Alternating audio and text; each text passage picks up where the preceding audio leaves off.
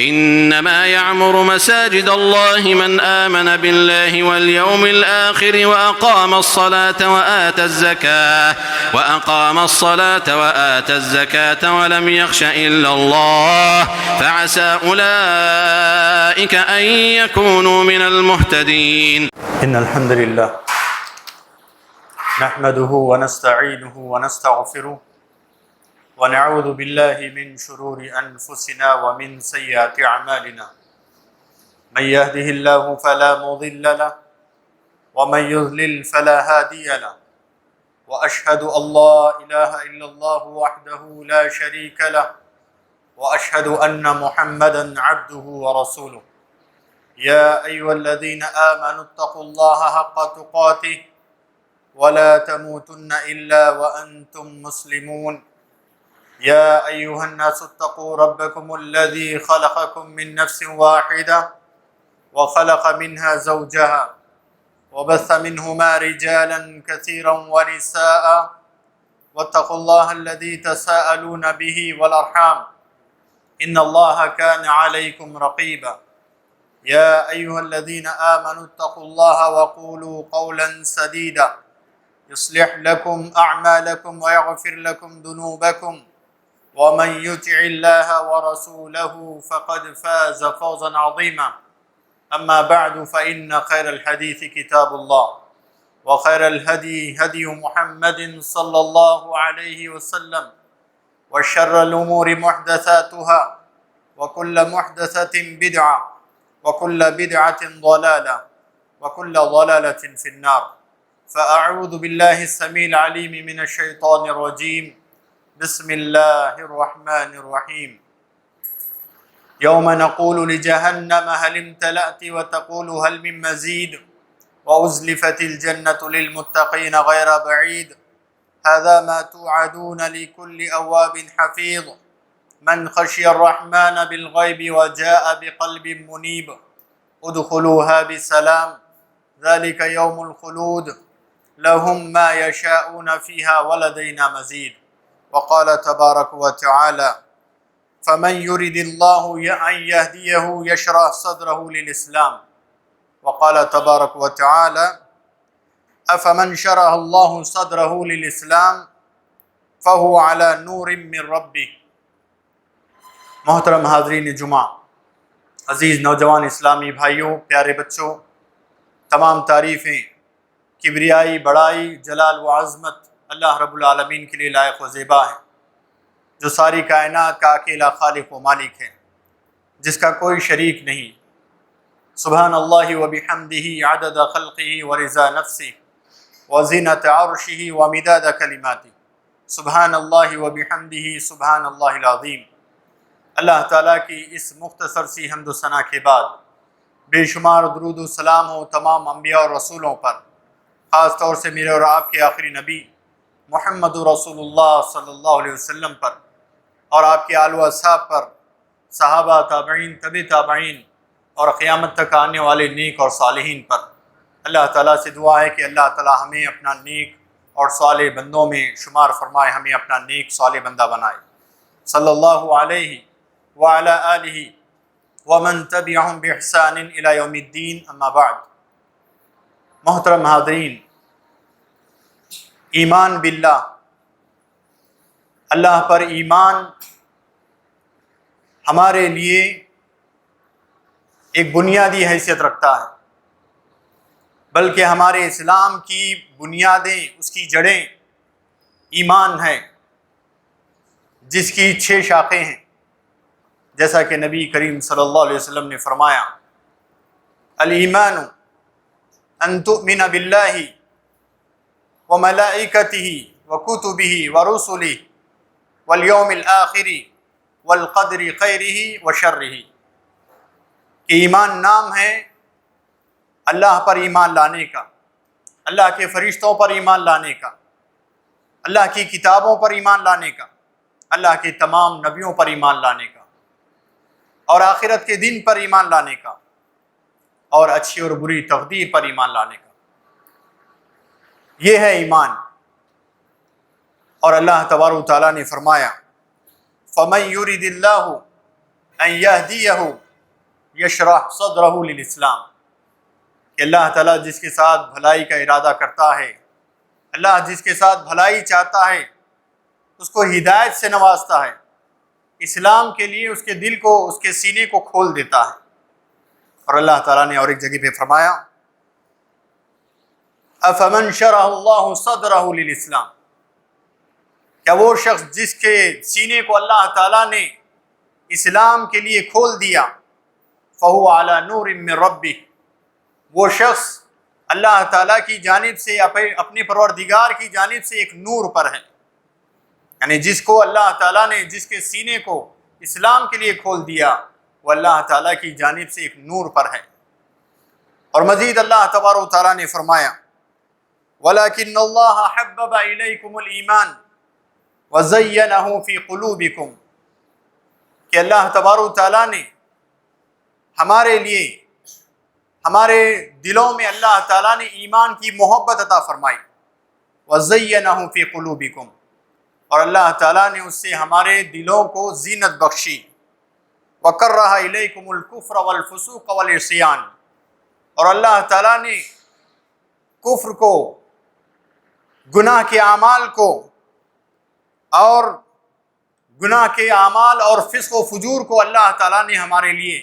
ناپسند کیا، ہمارے نزدیک وہ ناپسندیدہ اور برے ہیں۔ اور مزید اللہ تبارک و تعالیٰ فرماتے ہیں اولئک هم الراشدون، کہ جن کے لیے اللہ تعالیٰ نے ایمان کو محبوب بنایا، ان کے دلوں کو اس سے مزین کیا، اور ان کے نزدیک کفر کو، فسق و فجور کو اور گناہ کے اعمال کو ناپسندیدہ بنا دیا، ایسے ہی لوگ ہیں جو اللہ کی جانب سے رشد و ہدایت پر ہیں، راہ راست پر ہیں۔ اور مزید اللہ تبارک و تعالیٰ فرماتے ہیں فضلا من اللہ ونعما، کہ اللہ تعالیٰ کی جانب سے اس کا فضل اور اس کا احسان ہے، اللہ کا فضل اور اس کا احسان ہے کہ اللہ نے ہمیں ایمان سے نوازا۔ ایمان یہ دنیا کی بہت بڑی دولت ہے، بلکہ سب سے بڑی دولت ہے۔ جس کو اللہ نے ایمان سے نوازا اس کی دنیا بھی کامیاب اور اس کی آخرت بھی کامیاب۔ اسی لیے اللہ تبارک و تعالیٰ نے قرآن مجید میں فرمایا یمنون علیک ان اسلموا قل لا تمنوا علی اسلامکم، عرب کے بدو لوگ فتح مکہ کے بعد اسلام میں جوق در جوق داخل ہونے لگے۔ بعض عربی گاؤں کے رہنے والے بدو لوگ اللہ کے رسول صلی اللہ علیہ وسلم کے پاس آتے اور کہتے کہ ہم ایمان لائے، گویا کہ احسان جتلا رہے ہیں ایمان لا کر۔ اللہ تبارک و تعالیٰ نے ان کے اس بات کا جواب دیتے ہوئے اللہ تعالیٰ نے فرمایا قل لا تمنوا علی اسلامکم، کہ تم اپنے ایمان کا احسان مت جتلاؤ، بل اللہ یمن علیکم، بلکہ اللہ تعالیٰ کا تم پر احسان ہے کہ اللہ نے تمہیں اسلام سے نوازا، اللہ نے ہمیں اسلام سے نوازا، ایمان سے نوازا، یہ ہمارے اوپر سب سے بڑا اللہ کا احسان ہے۔ اور پھر مزید اللہ تعالیٰ نے فرمایا بل اللہ یمن علیکم ان ہداکم للایمان، یہ اللہ کی ہدایت کہ اللہ نے ہمیں ایمان سے نوازا، ایمان پر ثابت قدمی اللہ نے ہمیں عطا کی، یہ اللہ تعالیٰ کی ہدایت اور توفیق سے ہی ممکن ہے۔ اور مزید اللہ تبارک و تعالیٰ نے قرآن مجید میں کئی ایک جگہ پر ایمان کا تذکرہ کیا۔ تو غرض محترم حاضرین، ایمان یہ ہمارے لیے بہت بڑی دولت ہے، بہت بڑی دولت ہے ایمان۔ اسی لیے ایمان کے سلسلے میں علامہ ابن تیمیہ کا بڑا مشہور قول ہے، علامہ ابن تیمیہ اور علامہ ابن قیم رحمۃ اللہ علیہ کا، ایمان نام ہے اقرار باللسان، زبان سے اقرار کرنے کا، وتصدیق بالجنان، دل سے اس کی تصدیق کرنے کا، وعمل بالارکان، وعمل بالارکان،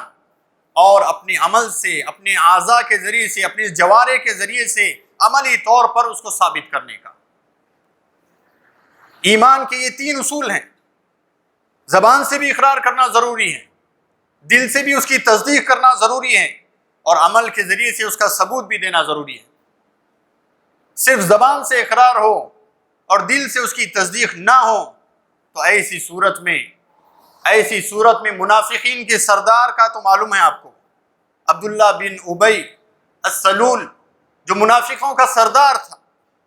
اللہ کے رسول صلی اللہ علیہ وسلم کے ہاتھ پر اس نے اسلام قبول کیا، زبانی طور پر دل میں کفر و نفاق اس کے باقی تھا، عملی طور پر وہ نمازیں بھی ادا کرتا اللہ کے رسول کے پیچھے، لیکن دل سے اس کی تصدیق نہ ہونا اس کے لیے زبان سے اقرار کرنا نجات کا ذریعہ نہیں بنا۔ زبان سے تو اس نے بھی اقرار کیا، اس نے کہا کہ میں اللہ پر ایمان لاتا ہوں، رسول اللہ صلی اللہ علیہ وسلم پر ایمان لاتا ہوں، لیکن اس کا دل اس بات کی تصدیق نہیں کیا، اس نے دل سے اس بات کا یقین نہیں کیا، جس کی وجہ سے دنیا میں بھی وہ ناکام رہا اور آخرت میں بھی اللہ تعالیٰ نے اس کے لیے دردناک عذاب رکھا ہے۔ دردناک عذاب اللہ تعالیٰ نے اس کے لیے رکھا۔ اللہ تعالیٰ نے فرمایا اسفل السافلین کہ جہنم کے نچلے سے نچلے حصے میں، جہنم کے آخری درجے میں اس کو سخت سے سخت ترین عذاب دیا جائے گا۔ تو معلوم کیا ہوا کہ صرف زبان سے اقرار کرنا کافی نہیں ہے، بلکہ دل سے اس کی تصدیق کرنا بھی ضروری ہے۔ اور اگر صرف دل سے تصدیق ہو، زبان سے اقرار نہ ہو، ایسی صورت میں یہ بھی ناکافی ہے، یہ بھی نجات سے محروم کرنے والا عمل ہے۔ اس کے لیے سب سے بہترین مثال ابو طالب کی، آپ صلی اللہ علیہ وسلم کے چچا ابو طالب، جنہیں اس بات کا یقین تھا، جو دل سے اس بات کو یقینی طور پر جانتے تھے کہ اللہ کے رسول صلی اللہ علیہ وسلم حق پر ہیں، اللہ کے نبی ہیں۔ یہی وجہ ہے کہ آپ کے معاملے میں مشرکین مکہ کے مخالف میں آ کر انہوں نے اللہ کے رسول صلی اللہ علیہ وسلم کی مدد کی، مسلمانوں اور اسلام کی مدد کی، مشرک رہتے ہوئے۔ جب ان کے موت کا آخری وقت آیا، اللہ کے رسول صلی اللہ علیہ وسلم نے کہا یا عمی قل لی، کہ اے میرے چچا جان آپ کہیں قل لا الہ الا اللہ احاجک بہ عند اللہ، کہ اے میرے چچا جان آپ کلمے کا اقرار کر لو، کہو کہ اللہ ایک ہے، لا الہ الا اللہ، میں آپ کے لیے اللہ تعالیٰ کے یہاں میں سفارش کروں گا۔ ان کے آزو بازو ابو طالب کی موت کے وقت جب آپ صلی اللہ علیہ وسلم اس کو تلقین کر رہے ہیں، نصیحت کر رہے ہیں ان کو کہ لا الہ الا اللہ کا اقرار کر لو، تمہارے لیے میں سفارش کروں گا، ابو جہل اور دیگر مشرکین مکہ کے سردار تھے، وہ کہنے لگے کہ اے ابو طالب، کیا تم زندگی بھر اپنے باپ دادا کے دین پر رہے اور مرتے وقت تم اپنے بھتیجے کے دین کو قبول کر لو گے؟ انہوں نے آخری لمحات میں کہا کہ میں اپنے باپ عبد المطلب کے دین پر ہوں، اسی پر خاتمہ ہوا۔ اللہ کے رسول صلی اللہ علیہ وسلم وہاں سے نکل کے چلے گئے۔ اللہ کے رسول صلی اللہ علیہ وسلم نے ان کے لیے دعائیں مغفرت کرنے کا ارادہ کیا، اللہ تعالیٰ نے منع کیا، اللہ تعالیٰ نے روک دیا کہ مشرکین کے لیے کوئی سفارش نہیں ہے۔ تو غرض بتانا یہ ہے کہ زبان سے کلمے کا اقرار یہ بھی ضروری ہے، دل سے اس کی تصدیق کرنا یہ بھی ضروری ہے، اور عمل سے عملی طور پر اس کو ثابت کرنا یہ بھی ضروری ہے، ورنہ یہ تین چیزوں میں سے کوئی ایک چیز بھی اگر نہ ہو تو ایسی صورت میں ہمارے لیے نجات ناممکن ہے، نجات ناممکن ہے ہمارے لیے۔ یہی وجہ ہے کہ یہ تین اصولوں کا ماننا، ان کو قبول کرنا ہم تمام کے لیے ضروری ہے۔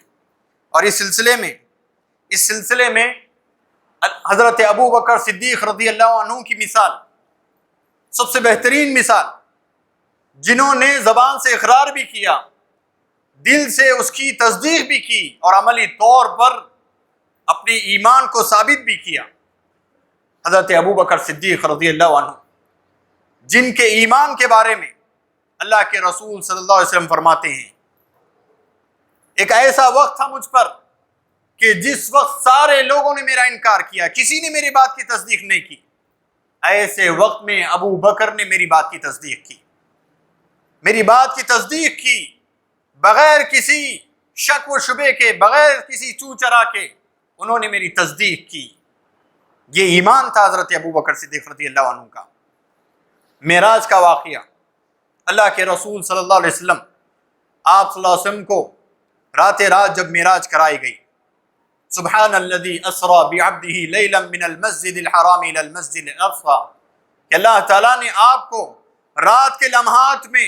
مسجد حرام سے مسجد اقصی اور پھر مسجد اقصی سے آپ صلی اللہ علیہ وسلم کو آسمانوں کی سیر کرائی گئی، جنت اور جہنم بتایا گیا، آپ کو معراج کرائی گئی۔ آپ جب واپس آنے کے بعد دوسرے دن صبح میں اللہ کے رسول صلی اللہ علیہ وسلم معراج کا واقعہ بیان کر رہے ہیں، معراج کا واقعہ سنا رہے ہیں لوگوں کو، اور لوگوں کو اسلام کی دعوت دے رہے ہیں۔ ابو جہل اور مشرکین مکہ کے سردار ٹھہرے ہوئے تھے اور آپ صلی اللہ علیہ وسلم کا مذاق اڑا رہے تھے۔ ابو بکر رضی اللہ عنہ سے ابو جہل کا سامنا ہوتا ہے۔ ابو جہل کہتا ہے کہ اے ابو بکر، اس شخص کے بارے میں تم کیا کہو گے جو کہتا ہے کہ میں رات مسجد حرام سے مکہ سے بیت المقدس گیا اور پھر بیت المقدس سے آسمانوں کی سیر کر کے اور پھر میں اسی ایک رات میں واپس آیا؟ چونکہ اس وقت اونٹوں سے، گھوڑوں سے اور خچر گدھے وغیرہ سے سفر کیا جاتا تھا، جس میں ایک رات میں چند لمحات میں وہ بھی اتنا لمبا سفر طے کر کے آنا ناممکن تھا، ناممکن، کئی دنوں کا سفر۔ ابو جہل مشرکین مکہ کا سردار مذاق اڑاتے ہوئے ابو بکر صدیق رضی اللہ عنہ سے سوال کرتا ہے کہ اگر کوئی شخص اس بات کا دعویٰ کرے تو تم مانو گے؟ حضرت ابو بکر صدیق رضی اللہ عنہ نے کہا یہ تو بات غلط ہے، اتنا لمبا سفر کوئی کیسے طے کر سکتا ہے ایک رات میں؟ اس کے بعد ابو جہل نے کہا، اس کو اس بات کا ابو بکر رضی اللہ عنہ سے اقرار لینا تھا کہ اللہ کے رسول صلی اللہ علیہ وسلم بھی گویا کہ نعوذ باللہ وہ بھی جھوٹے ہیں اپنی بات میں، اس بات کو وہ سننا چاہتا تھا۔ لیکن جیسے ہی اس نے کہا کہ تمہارا ساتھی محمد جس پر تم ایمان لائے ہو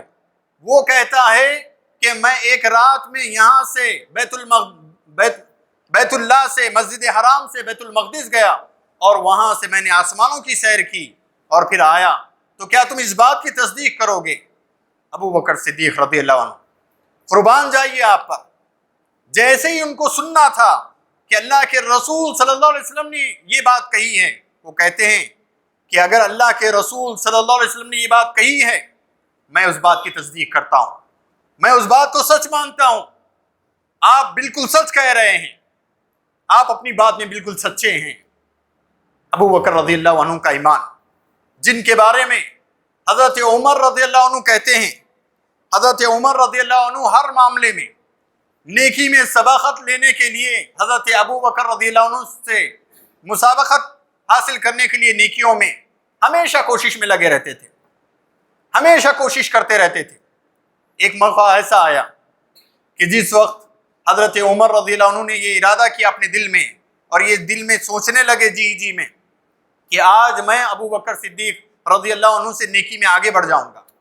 اپنے گھر کا آدھا مال لائے اور اللہ کے رسول صلی اللہ علیہ وسلم کی راہ میں، اللہ کی راہ میں انہوں نے صدقہ کر دیا، خرچ کر دیا، اللہ کے رسول صلی اللہ علیہ وسلم کے سامنے پیش کر دیا۔ اس کے بعد اللہ کے رسول صلی اللہ علیہ وسلم نے پوچھا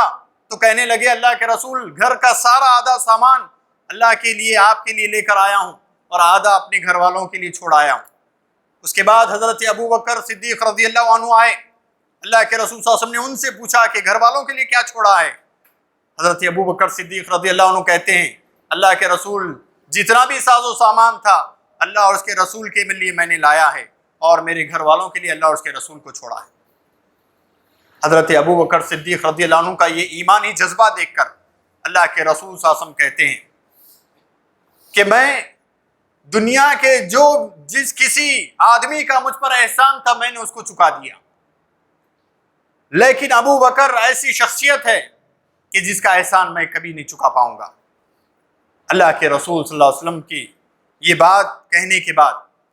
حضرت عمر رضی اللہ عنہ کہتے ہیں کہ میں یہ گمان کر رہا تھا کہ میں آج نیکی میں حضرت ابو بکر سے آگے بڑھ جاؤں گا رضی اللہ عنہ، لیکن میں نے اس کے بعد ارادہ کر لیا کہ میں کبھی بھی حضرت ابو بکر کا مقابلہ نہیں کروں گا، ابو بکر کا مقابلہ نیکیوں میں کرنا میں چھوڑ دوں گا۔ ایسا ایمان حضرت ابو بکر رضی اللہ عنہ کا، اللہ کے رسول صلی اللہ علیہ وسلم کی ایک بات پر اپنی جان، اپنا مال، سب کچھ قربان کرنے کے لیے تیار ہو جاتے تھے۔ اور حضرت عمر رضی اللہ عنہ کہتے ہیں حضرت ابو بکر صدیق رضی اللہ عنہ کے بارے میں، لو لیتنی لو کنت شعرۃ فی صدر ابی بکر، کہ اے کاش کہ میں ابو بکر کے سینے کا ایک بال ہوتا. یعنی ابو بکر رضی اللہ عنہ کی ایسی فضیلت، ایسا ایمان ان کا کہ جس کے سبب عمر رضی اللہ عنہ رش کرتے ہوئے کہتے ہیں کہ اے کاش کہ میں ابو بکر صدیق کے سینے کا ایک بال ہوتا. اور ایک جگہ پر کہتے ہیں، اور ایک جگہ پر حضرت ابو بکر صدیق رضی اللہ عنہ کی تعریف کرتے ہوئے کہتے ہیں کہ اگر لو وزن ایمان ابی بکر بایمان اہل الارض، اگر ابو بکر رضی اللہ عنہ کے ایمان کو تولا جائے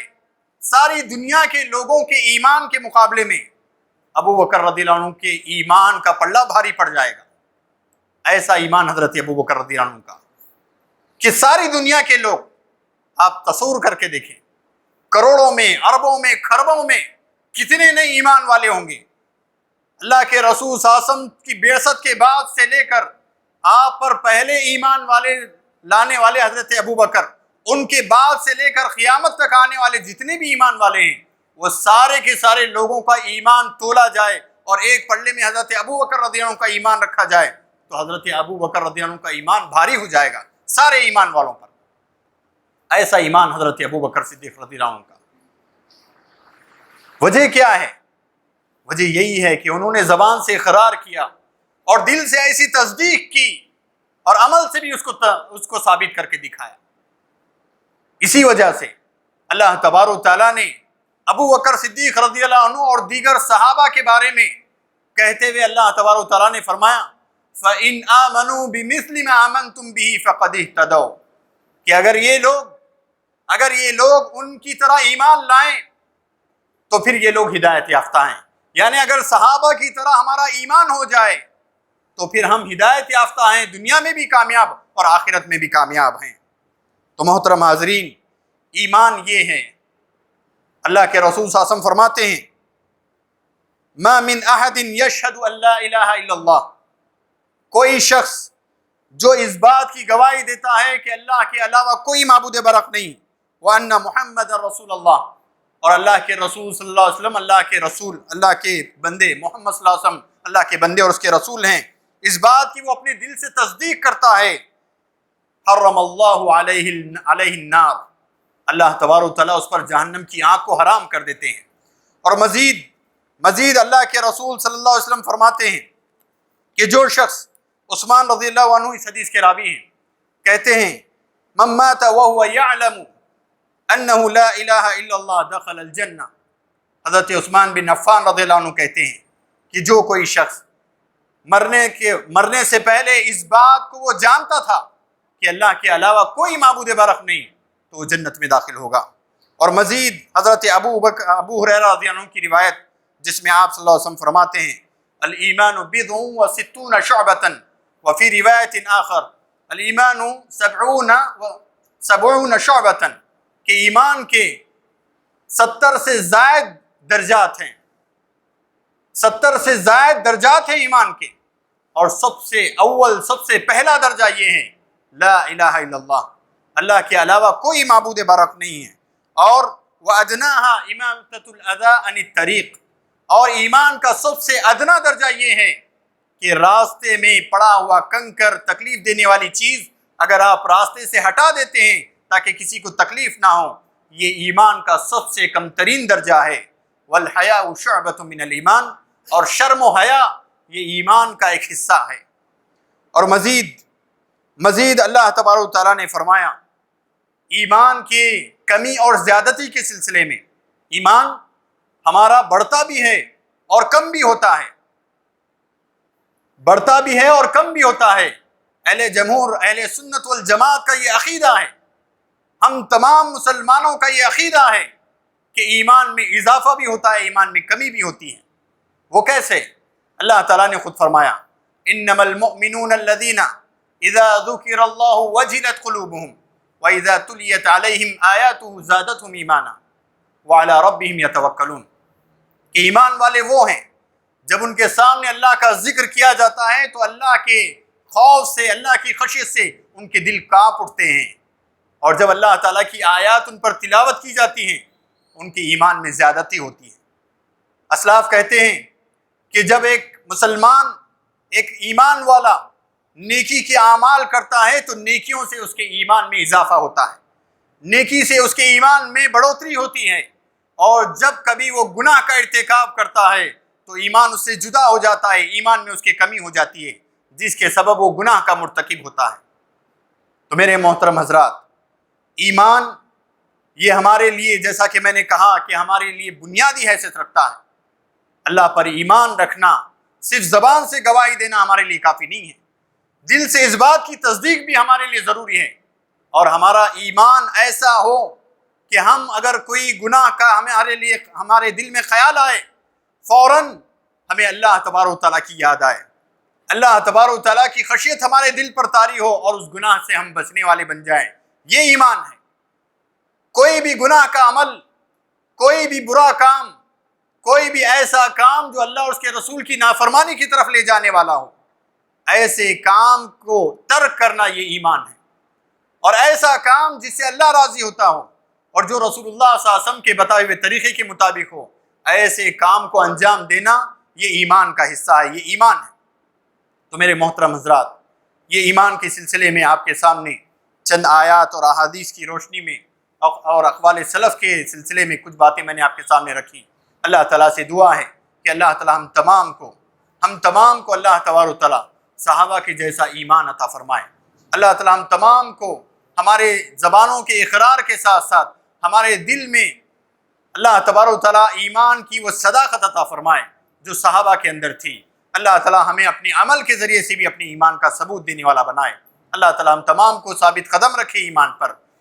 پر استقامت عطا فرمائے، ایمان پر ثابت قدمی عطا فرمائے، ہمیں جب تک زندہ رکھے، اسلام پر ایمان پہ زندہ رکھے، ہمارا خاتمہ ہو تو ایمان اور اسلام کی حالت میں خاتمہ ہو۔ اللہ تعالیٰ ہم میں سے جو صحت مند ہیں ان کو اپنی صحت کی حفاظت کرنے، اللہ کی فرما برداری کے اعمال کرنے اور رسول اللہ صلی اللہ علیہ وسلم کی سنتوں کے مطابق اپنی زندگی گزارنے کی توفیق عطا فرمائے۔ بدعت اور خرافات سے، شرکیہ اعمال سے، کفری اعمال سے اللہ تعالیٰ ہم تمام کی حفاظت فرمائے۔ اللہ تعالیٰ ہم تمام کو اسلام سے محبت عطا فرمائے، اپنی دین سے محبت عطا فرمائے، اللہ اور اس کے رسول کی محبت عطا فرمائے، دنیا کی محبت ہمارے دلوں سے نکال دے۔ سب سے زیادہ محبت اللہ کی محبت ہمارے دل میں عطا فرمائے، اور رسول اللہ صلی اللہ علیہ وسلم کی محبت ہمارے دلوں میں عطا فرمائے، اور محبت کے تقاضوں کو بھی پورا کرنے کی اللہ ہمیں توفیق عطا فرمائے۔ اللہ ہمیں سے جو بیمار ہیں ان کو شفائے کاملہ عاجل عطا فرمائے۔ اللہ ہم میں سے جو مقروض ہیں ان کی قرض کی ادائیگی کے راستے ہموار فرمائے۔ جو روزی روٹی کے لیے پریشان حال ہیں اللہ ان کے لیے حلال روزی کے راستے ہموار فرمائے۔ جو محرومین ہیں اللہ ان کی مغفرت فرمائے۔ اللہ ہمارے بچوں کو نیک توفیق عطا فرما، اسلام سے، دین سے محبت عطا فرما۔ اللہ ہم تمام کو نمازوں کا پابند بنا، دین کے احکامات پہ عمل کرنے والا بنا۔ اللہ مسلمان جہاں کہیں دنیا میں مظلوم و مقہور ہیں اللہ ان کی مدد و نصرت فرما، ان کی حمایت فرما، ان کی نصرت فرما۔ کفر سے اور اہل کفر سے اللہ تعالیٰ مسلمانوں کی، ایمان والوں کی حفاظت فرما۔ اقول قولی ھذا استغفر اللہ لی ولکم ولسائر المسلمین من کل ذنب فاستغفروہ انہ الغفور الرحیم۔